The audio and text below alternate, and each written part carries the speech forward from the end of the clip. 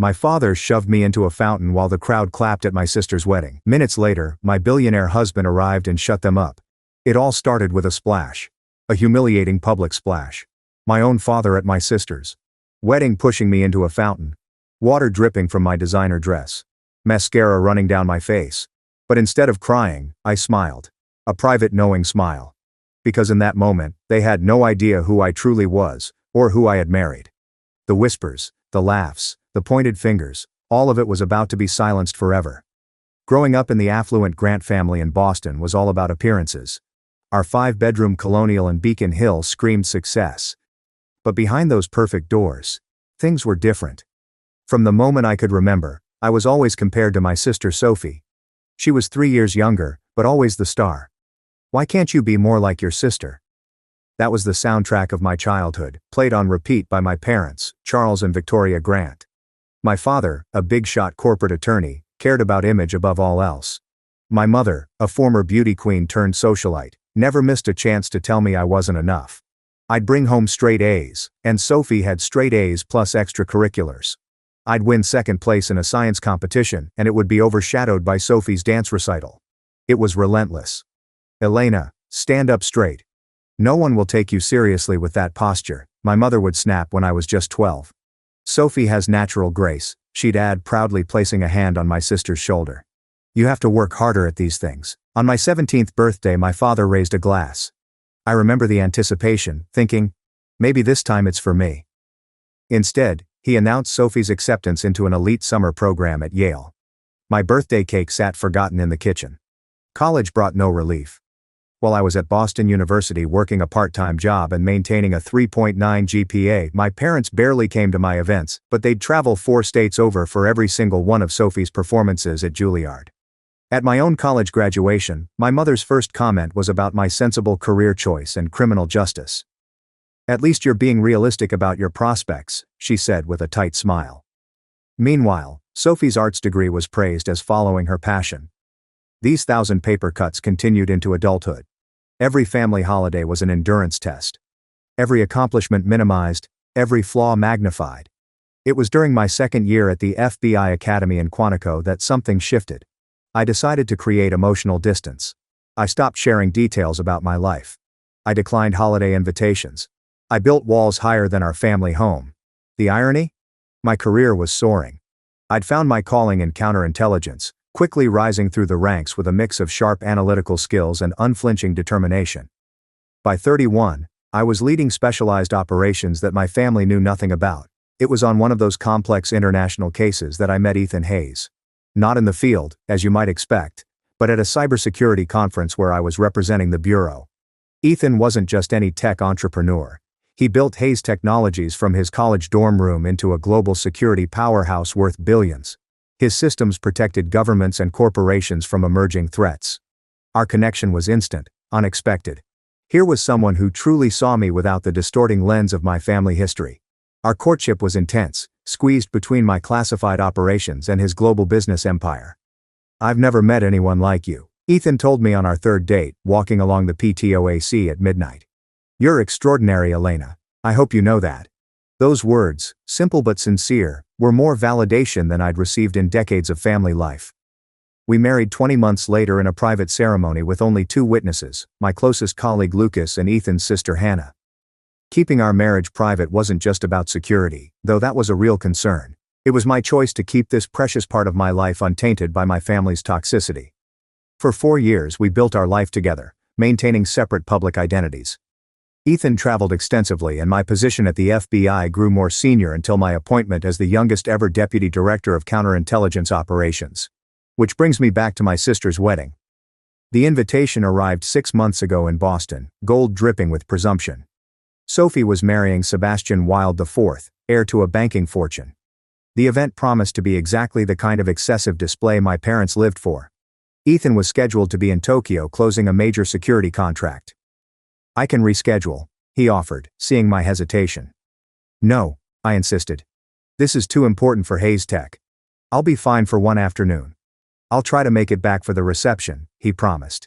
Even if it's just for the end. So I found myself driving alone to the Fairmont Copley Plaza Hotel, my stomach knotting with each mile. I hadn't seen most of my family in nearly 3 years.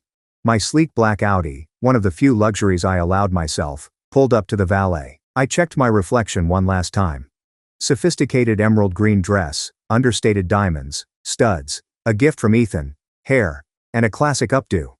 I looked successful, confident, untouchable. If only I felt that way inside. The Fairmont's Grand Ballroom was a floral wonderland for Sophie's special day. White orchids and roses cascaded from crystal chandeliers.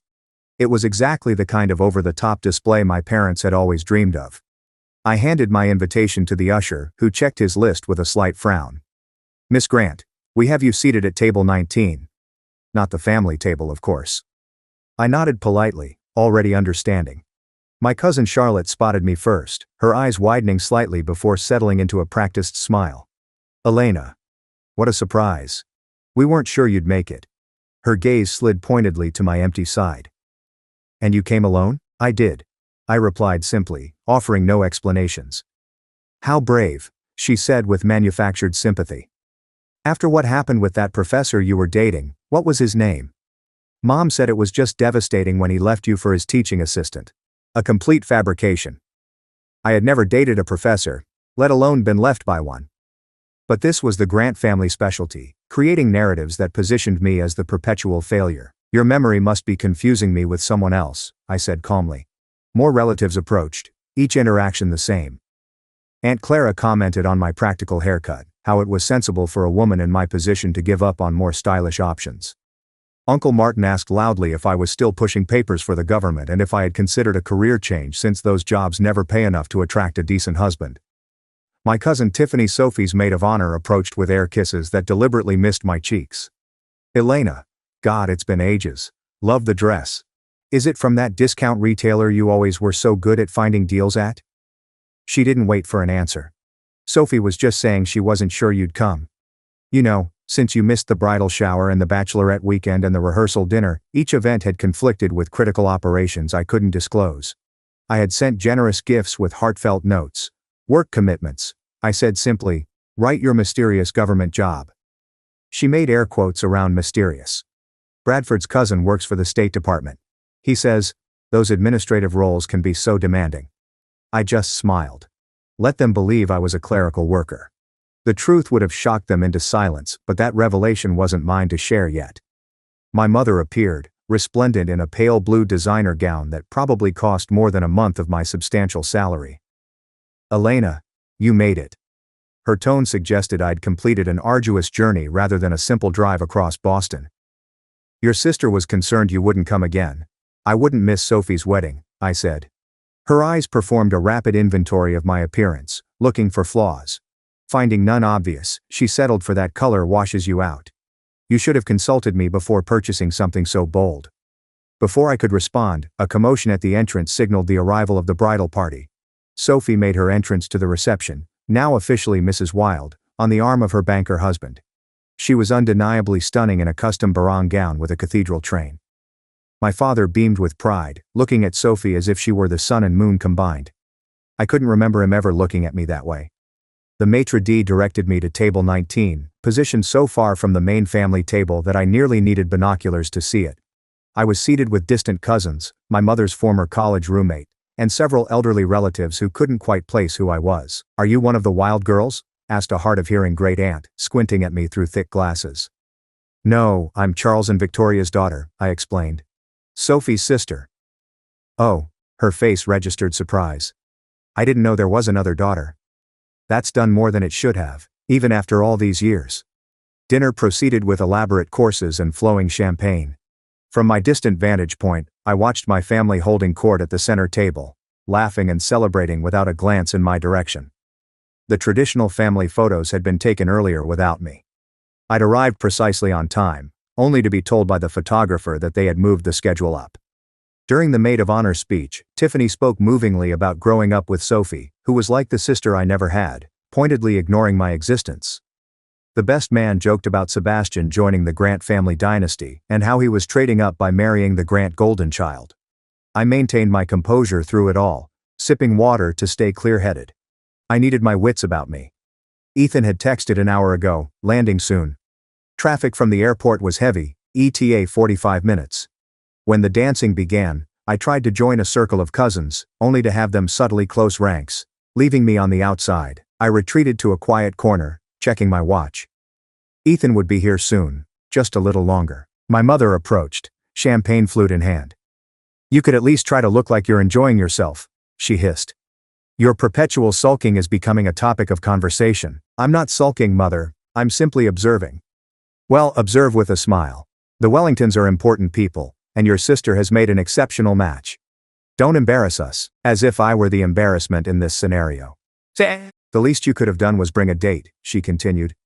"Everyone is asking why you're here alone." Again, I didn't bother explaining that my husband was worth more than the entire Wild family fortune combined. That revelation would come soon enough. The reception was in full swing when my father tapped his crystal glass for attention.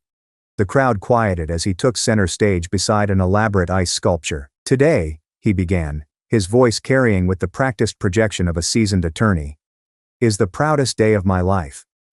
My beautiful Sophie has made a match that exceeds even a father's highest hopes." A smattering of appreciative laughter followed. "Sebastian," he continued, turning to my new brother-in-law, "you're gaining not just a wife, but entrance into a family built on excellence and achievement." He raised his glass higher. "To Sophie, who has never disappointed us. From her first steps to her graduation from Juilliard with highest honors to her charitable foundation work, she has been nothing but a source of pride." My chest tightened, not because I expected to be mentioned. I knew better, but because of the implicit comparison. Sophie had never disappointed them. The unspoken conclusion was obvious. As he continued extolling Sophie's virtues, I quietly slipped away toward the terrace doors.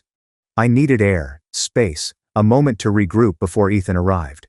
The evening sun was setting over the hotel's famous courtyard fountain, casting golden light across the rippling water. I had nearly reached the sanctuary of the terrace when my father's voice boomed from behind me. "Leaving so soon, Elena?" I turned slowly. He stood 10 feet away, microphone still in hand. The entire reception was looking in our direction. My mother and Sophie flanked him. Identical expressions of disapproval on their perfect faces. "Just getting some air," I replied, keeping my voice steady. "Running away. More like it," he said, and the microphone amplified his words to the entire room. Classic Elena. Disappearing when family obligations become inconvenient. A flush of heat crawled up my neck. "That's not true, is it?"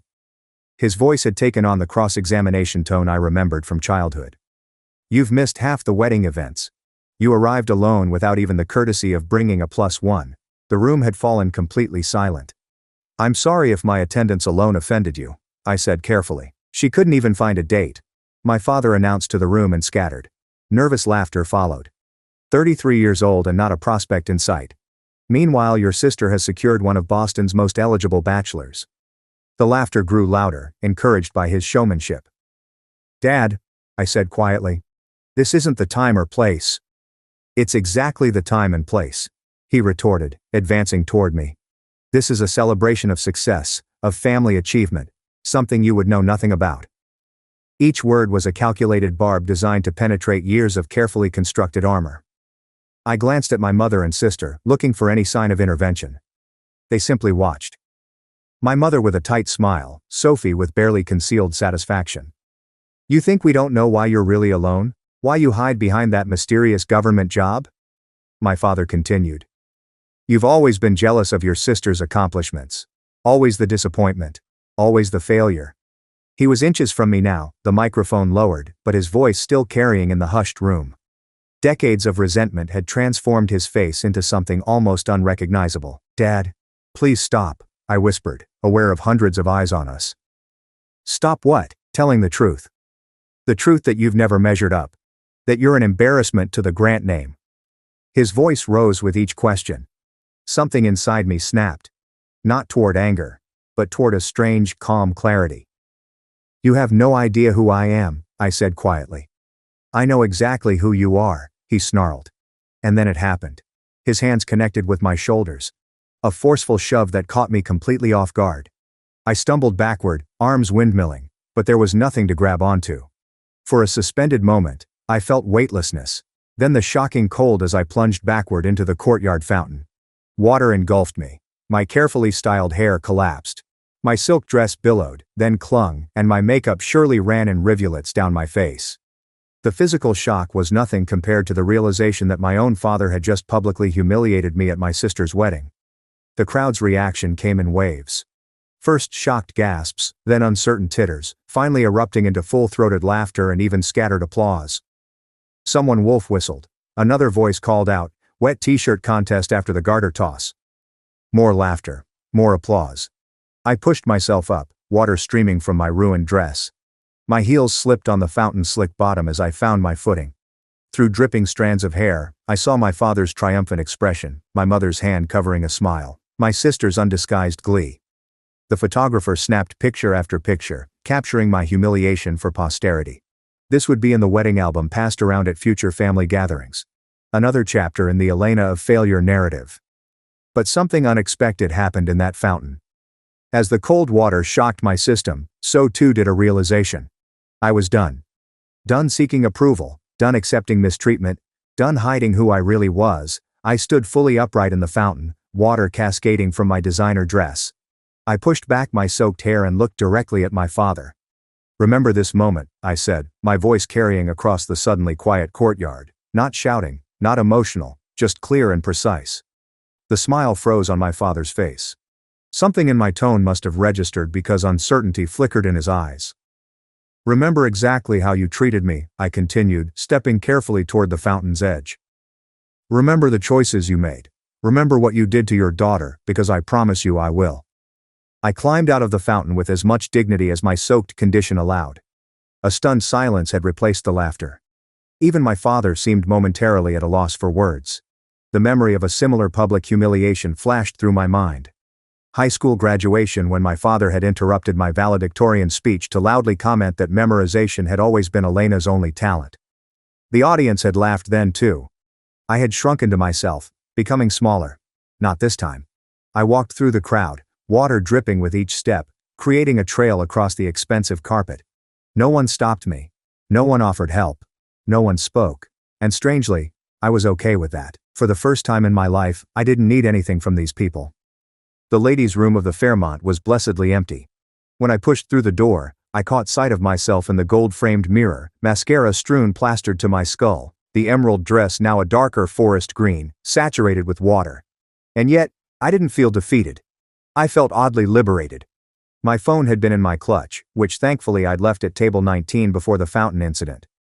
I retrieved it from a concerned-looking distant cousin who'd guarded it for me, then returned to the bathroom to text Ethan. "How close are you?" His response came immediately. 25 minutes out. Traffic clearing. "Everything okay?" I hesitated before typing. Dad pushed me into the fountain in front of everyone. 3 dots appeared instantly. Disappeared. Reappeared. Finally, "I'm coming." 10 minutes. Security team already at the perimeter. I hadn't known he'd sent a security team ahead. That was Ethan. Always thinking 10 steps ahead, always protecting what mattered to him. And somehow, incredibly, I mattered to him. The bathroom door swung open and a young woman entered. One of Bradford's cousins, I thought. She stopped short when she saw me. "Oh, are you okay?" "I'm fine," I replied, straightening my spine. "Just a little wet." She hovered uncertainly. "Everyone's talking about what happened. It was really awful of your dad." Her unexpected kindness nearly broke my composure. "Thank you for saying that. I have a spare dress in my car," she offered. "It might be a little big, but that's incredibly kind. But I have a change of clothes in my car. A professional habit. Always have backup options. Could you walk with me to the valet? I'd rather not wade through the crowd alone." "Of course," she said. "I'm Emma, by the way, Bradford's step-cousin from his mom's second marriage. Basically, the wild family outlier." "Elena," I replied, offering my dripping hand. "Grant family scapegoat. Pleasure to meet you." She laughed, and somehow that small moment of connection steadied me. Emma ran interference as we made our way through a side exit to the valet stand. I retrieved my backup outfit from the Audi's trunk, a simple black sheath dress and flats I kept for emergencies. 10 minutes in a nearby restroom, and I'd managed to transform myself from drowned rat to reasonably presentable professional. As I applied fresh makeup, I thought about my life, my real life, not the distorted version my family perceived. I had graduated top of my class at Quantico. I had led operations that saved American lives. I had earned the respect of hardened field agents and Washington officials alike. I had married a brilliant, kind man who valued me exactly as I was. None of that validation had come from the people currently celebrating in the ballroom. And maybe that was the point. Maybe true worth is only found outside the funhouse mirrors of toxic family dynamics. I checked my watch. Ethan would arrive any minute. For the first time, I was ready to stop hiding our relationship. Not because I needed my family to be impressed. That ship had sailed into the fountain with me, but because I was tired of diminishing myself to make them comfortable. My phone vibrated with a text from Ethan in position. I took a deep breath, smoothed my replacement dress and walked back toward the reception with my head high and shoulders back. Emma had returned to her table, but she gave me an encouraging thumbs up as I passed. The festivities had resumed in my absence. The dance floor was crowded, the bar busy, the cake waiting to be cut. No one noticed me immediately, which allowed me to position myself strategically near the main entrance. I spotted my mother first, holding court with several of her socialite friends, gesturing animatedly. As I drew closer, her words became clear. Always been difficult. We've tried everything with her. Absolutely everything. The best schools. The best therapists. Some people simply refuse to thrive. Such a shame, agreed one of her friends. Especially with Sophie being so successful. Same parents, same opportunities. Genetics are mysterious. My mother sighed. Theatrically, Charles and I have accepted that Elena will never. She trailed off as she noticed me standing there, clearly not still hiding in the bathroom, as she'd assumed. Elena. She recovered quickly. You look dry. Yes, mother. I always keep a spare outfit handy, one of many professional habits. Her friends murmured uncomfortable greetings before finding urgent reasons to refresh their drinks. Was humiliating me part of the wedding itinerary, or did Dad improvise that part? I asked quietly. Don't be dramatic, she hissed. You were trying to slink away as usual. Your father simply lost patience with your antisocial behavior. Pushing your adult daughter into a fountain is not a normal response to perceived antisocial behavior. Perhaps if you had brought a date, made any effort at all to participate in your sister's happiness instead of making everything about your mysterious job and your perpetually busy schedule, things would have gone differently. I studied my mother's face, searching for any sign of the protective instinct that should have been there. There was nothing but annoyance that I had disrupted her narrative. You know what's interesting, Mother? I've never once made anything about me. In fact, I've spent my entire life trying to take up as little space as possible in this family, and it still wasn't enough. A commotion at the entrance caught everyone's attention. The distinct sound of multiple car doors closing in rapid succession. The appearance of two men in impeccable suits conducting a subtle security sweep. My mother frowned. What's happening? Did the Wilds arrange additional security without consulting us? I checked my watch. Right on time, I murmured. The sleek black Maybach had arrived, followed by two equally impressive security vehicles. The wedding guests had noticed now, conversations pausing as attention shifted toward the entrance. Even the music seemed to quiet. My heart quickened despite my outward calm. After 4 years of marriage, Ethan still had that effect on me. And in approximately 60 seconds, my family would finally meet my husband. The double doors to the ballroom swung open with authority. 2 security personnel entered first, Lucas and Dimitri. I recognized their alert eyes scanning the room with professional efficiency. They wore impeccable suits that couldn't quite disguise their military bearing. Whispers rippled through the reception. The father of the bride approached the security men with an affronted expression. Excuse me, my father began, puffing up his chest. This is a private event. If you're looking for the corporate conference, it's in the West Wing. Lucas simply looked through him as if he were transparent. Dimitri touched his earpiece and spoke quietly. Perimeter secure, proceeding, and then Ethan walked in. My husband had always had a commanding presence, but today he seemed to fill the entire doorway. 6 feet 2 inches with shoulders broadened by years of swimming. He wore a custom Tom Ford suit that subtly screamed wealth and power. His dark hair was slightly windblown. He'd probably come straight from the helicopter pad on the roof, and his jawline could have cut glass. But it was his eyes that always undid me. Intensely blue and laser-focused. They scanned the room in seconds before landing directly on me. The moment they did, his serious expression softened into the private smile reserved only for me. He moved through the crowd with the confidence of someone who never questioned his right to be anywhere. People instinctively stepped aside, creating a path directly to where I stood. I was vaguely aware of my mother beside me, her body going rigid as she realized this imposing man was heading straight for us. Behind him, more security personnel had entered, positioning themselves strategically around the perimeter. "Elena," Ethan said when he reached me, his voice a warm bass that carried in the now hushed room. He took my hands in his, thumbs brushing over my knuckles in our private gesture of connection. "Sorry I'm late." "You're right on time," I replied, feeling truly steady for the first time that day. He leaned down and kissed me. Not a showy display, but a genuine greeting between partners. His hand moved protectively to the small of my back as he turned to face my mother. "Mrs. Grant," he said with perfect politeness that somehow still conveyed zero warmth. "I'm Ethan Hayes, Elena's husband." My mother's face went through a spectacular series of expressions. Confusion, disbelief, calculation, and finally a strained attempt at delight. "Husband," she repeated, her voice unnaturally high. "But Elena never mentioned 3 years next month," Ethan supplied smoothly. "We keep our private life private for security reasons." My father had pushed his way through the onlookers and arrived at my mother's side. His face flushed with either anger or embarrassment. Possibly both. "What's the meaning of this?" he demanded, looking from me to Ethan. "Some kind of prank? Hiring security and an actor to create a scene at your sister's wedding is a new low, Elena." Ethan's expression hardened almost imperceptibly.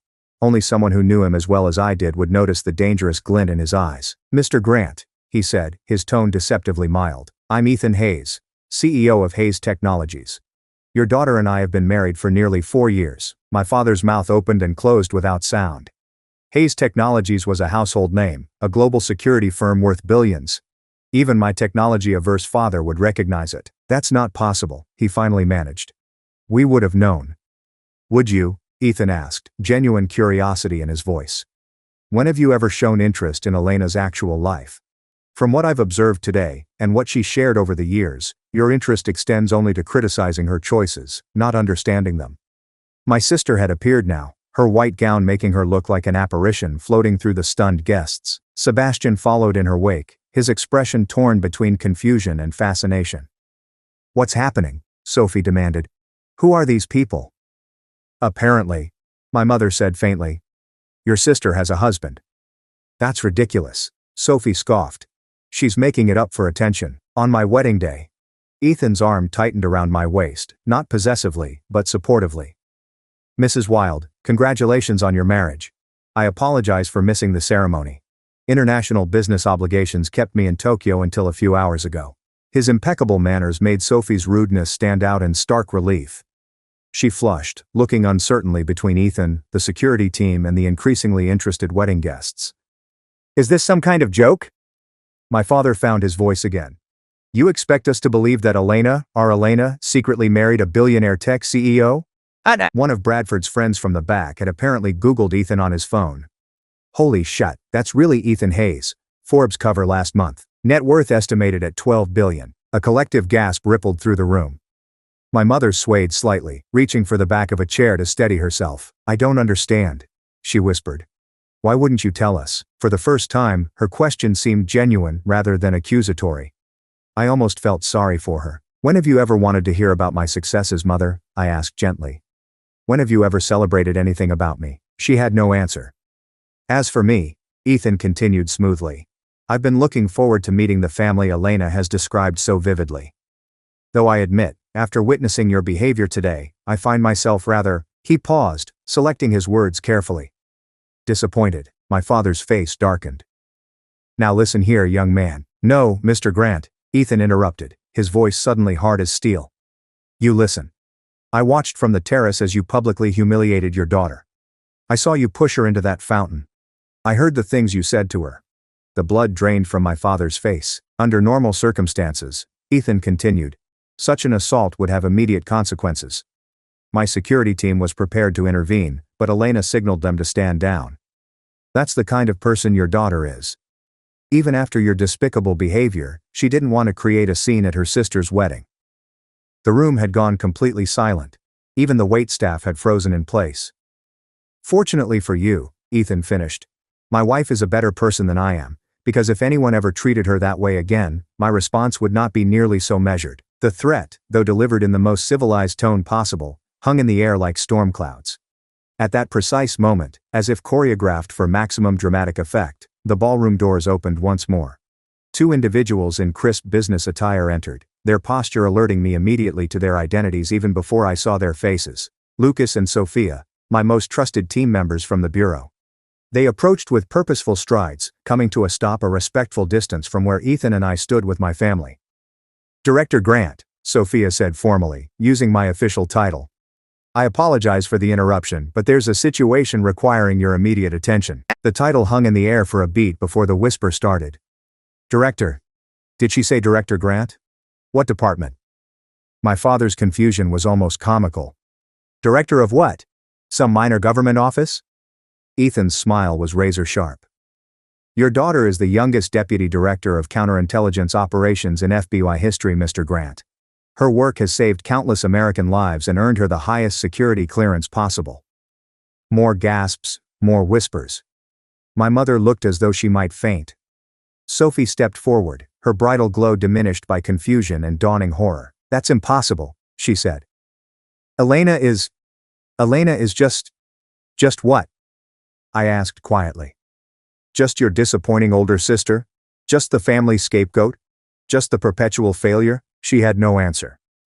The Elena Grant I know, Ethan said, his voice carrying easily through the silent room, is brilliant, courageous, and formidable. She has the respect of hardened field agents and government officials alike. She makes decisions daily that affect national security. He turned to look directly at my father, and for some inexplicable reason, she still cared enough about your approval to attend this wedding, despite knowing exactly how you would treat her. My father seemed to have aged 10 years in the last 5 minutes. The confident bullying attorney had vanished, replaced by a confused old man trying to reconcile his lifelong narrative with this new reality. Why didn't you tell us? He asked, his voice smaller than I'd ever heard it.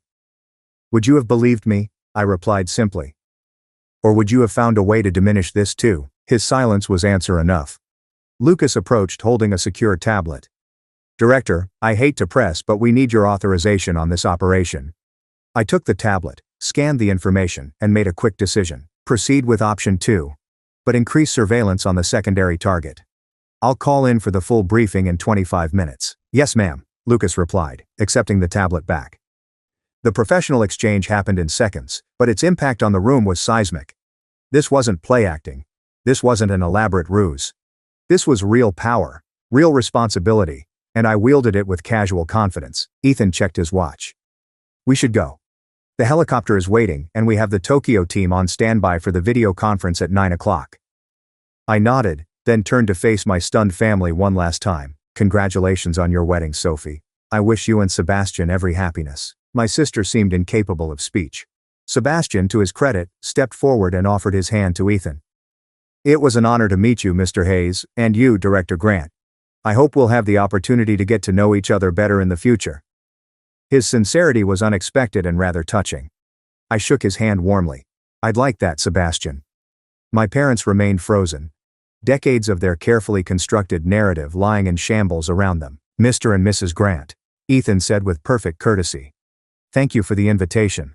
I apologize again for missing the ceremony. My father finally found his voice. Elena. Wait. We need to talk about this. We're your parents. We've always wanted what's best for you. We've always been proud of you. The naked attempt to rewrite history might have worked in the past. Not today. No, Dad. I said gently. You haven't. But that's okay. I don't need you to be proud of me anymore. And with that, Ethan and I turned and walked out of the ballroom, my security team falling into formation around us. Behind us, the whispers had erupted into full-voiced exclamations. The Grant family would never be the same, and neither would I. The sleek black helicopter waited on the Fairmont's rooftop helipad, its blades already beginning their lazy rotation. As we approached, flanked by security, I felt a curious lightness. Decades of family baggage seemed to have fallen away, left behind in that ballroom along with my parents' shattered illusions. Are you okay? Ethan asked, his mouth close to my ear to be heard over the increasing rotor noise. Surprisingly, yes, I replied. Better than okay. Before we could board, Sophia approached with a concerned expression. Director, there's been a development. The ambassador is requesting your presence at the embassy immediately. The surveillance package picked up anomalous signals. I exchanged a look with Ethan. This wasn't part of the evening script. Real or performance art? I asked quietly. Unfortunately, real, she responded. Lucas is already coordinating with the field team. Time sensitive. I nodded, switching fully into professional mode. Reroute the helicopter to the embassy. Alert the duty analyst team. I want a full brief upon arrival. Already done, Sophia confirmed. Ethan touched my arm. Go, I'll meet you there. This seamless adjustment to crisis was the rhythm of our marriage. Two high-powered careers occasionally colliding with personal plans. The difference was we supported rather than resented each other's responsibilities. As we turned back toward the roof access door, planning to descend and exit through the hotel's private security entrance, we found our path blocked. My mother stood there slightly breathless from having apparently rushed up several flights of stairs. Her perfect coiffure had wilted slightly, and her immaculate makeup couldn't hide her pores. Elena, she said, her voice unusually uncertain. You can't just leave like this. We need to talk. I glanced at Sophia, who nodded discreetly and stepped back to give us a moment of privacy. I have a work emergency, Mother. National security doesn't wait for family reconciliations. National security, she repeated as if tasting the words for the first time. You really are what they said. A director at the FBI, Deputy Director of Counterintelligence Operations. I confirmed. For the past 4 years. Before that, I was Assistant Director for 4 years. She seemed to be struggling to integrate this information with her long-held image of me. But why the secrecy? Why not tell us? We would have been proud. I finished for her. Would you? Or would you have found a way to minimize it? Compare it unfavorably to Sophie's achievements. Suggest I got the position through connections rather than merit. Her flinch told me I'd hit the mark. And the marriage, she pressed. 4 years, he said. 4 years? And you never thought to mention you had married one of the wealthiest men in the country? I noticed her emphasis on Ethan's wealth rather than any of his other remarkable qualities. Even now, status was her primary concern. Our marriage is private for multiple reasons, I explained patiently. Ethan's position makes him a potential target. My position involves classified work, and frankly, I wanted something in my life that wasn't subject to the Grant family critique. The helicopter pilot signaled that we needed to depart. Time was running short. I have to go, I said. There's a legitimate national security situation developing. Will you come back? She asked, and for the first time in my adult life, I heard genuine uncertainty in her voice. To talk? To let us get to know you? The question surprised me. I studied her face, looking for the manipulative mother I'd known all my life. Instead, I saw confusion, hurt, and perhaps a dawning realization of all she'd missed. I don't know, I answered honestly. That depends on whether you're interested in knowing the real me or just the successful version that now meets with your approval. She had no immediate response to that. Think about it, I suggested. Really think about whether you want a relationship based on who I actually am, rather than who you always wished I would be. I turned to go, but her voice stopped me once more. Your father would never admit it, she said quietly. But he was wrong today. What he did was unforgivable. It wasn't quite an apology, but it was more acknowledgement than I'd ever received. Thank you for saying that, I replied. I need to go. As Ethan and I boarded the helicopter, I glanced back to see my mother still standing there, a diminished figure against the vastness of the Boston skyline. For the first time, I saw her not as the intimidating matriarch of my childhood, but as a woman who had constructed her entire identity around appearances and social standing, and who was now facing the collapse of her carefully maintained illusions. I felt an unexpected pang of something like compassion. The embassy situation turned out to be legitimate but manageable, encrypted communications suggesting a potential security breach that my team efficiently contained within 2 hours. By 11 p.m., Ethan and I were finally alone in our penthouse overlooking the Charles River. Some wedding, he remarked, loosening his tie as we stood on the terrace. The city lights reflected off the water, creating a tapestry of glimmering patterns. Not quite how I planned to introduce you to the family, I admitted, slipping off my shoes. I thought it went rather well actually, he said with a slight smile. The look on your father's face when Lucas called you director was worth the price of admission. I laughed despite myself. That was rather satisfying. Your mother followed you to the roof, he noted. That seems significant. I'm not sure what it means yet, I said. Honestly, 33 years of patterns don't change in an afternoon. No, he agreed. But revelations can sometimes create openings for change. He pulled me gently into his arms. Whatever you decide about your family, I'm with you. If you want to explore reconciliation, I'll support that.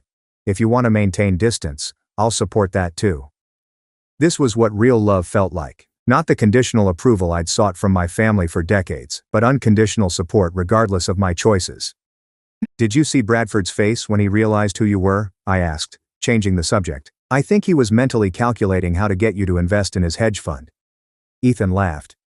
"He seemed like the only decent one in the bunch. Recognized your title immediately and showed appropriate respect."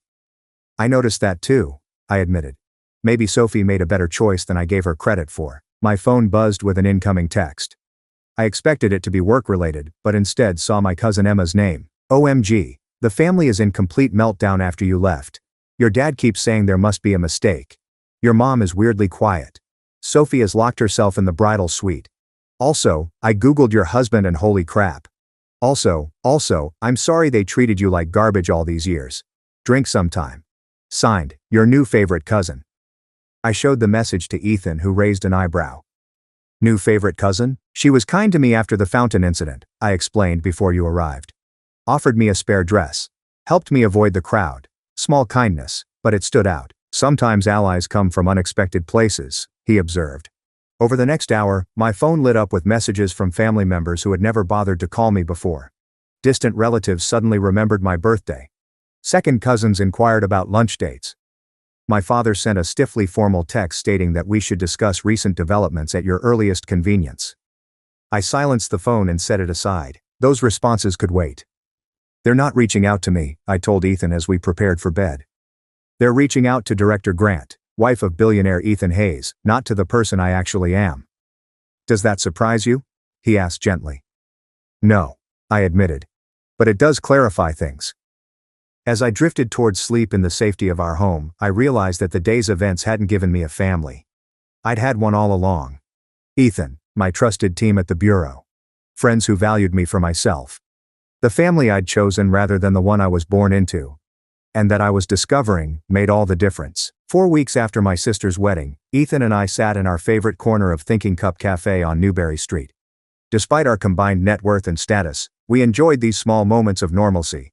Good coffee, quiet conversation, and people watching in a place where we weren't immediately recognized. "Your mother called again yesterday," Ethan mentioned, stirring his Americano. "That's the third time this week." I nodded, watching pedestrians hurry past the window. The Boston fall had painted the trees along Commonwealth Avenue in brilliant reds and golds. She left another voicemail. "Invited us to Sunday dinner. Are you considering it?" His tone was neutral, offering neither encouragement nor discouragement. "I'm not sure," I admitted. Part of me thinks it's careful distance, still processing her displacement from the family spotlight. But there were moments, brief, tentative moments of something like genuine connection. My father asked thoughtful questions about a recent cybersecurity initiative Ethan's company had implemented for government agencies. My mother produced a box of my childhood achievements she'd apparently kept all these years. Debate trophies, academic awards, science competition medals. Evidence that perhaps she'd noticed more than she'd acknowledged. Most surprising was Sophie's request to speak privately after dinner. In the garden where we'd played as children, my sister struggled visibly with words that didn't come easily to her. "I didn't know," she said finally. "About your job, your husband, your life. You never asked," I pointed out, not unkindly. "I know." She twisted her wedding ring nervously. I think I liked being the favorite. It was easier not to question it." Her honesty was unexpected. "Bradford says, I need to examine why I felt threatened by your success," she continued. Even before I knew about all this, she gestured vaguely, encompassing my career, marriage and status. "He thinks we could both benefit from family therapy." I studied my sister, really looked at her, perhaps for the first time in years. Behind the perfect exterior, I glimpsed uncertainty, insecurity. Even the golden child role came with its own burdens, its own impossible expectations. "I'd consider that," I said carefully. "Not immediately, but eventually." It wasn't forgiveness exactly, but it was an opening. A small crack in the fortress walls I'd built around my heart where family was concerned. The months that followed brought slow, imperfect progress. Weekly family dinners gradually became less strained. My parents learned to respect the boundaries I established. My father attended anger management therapy reluctantly at first, then with growing self-awareness.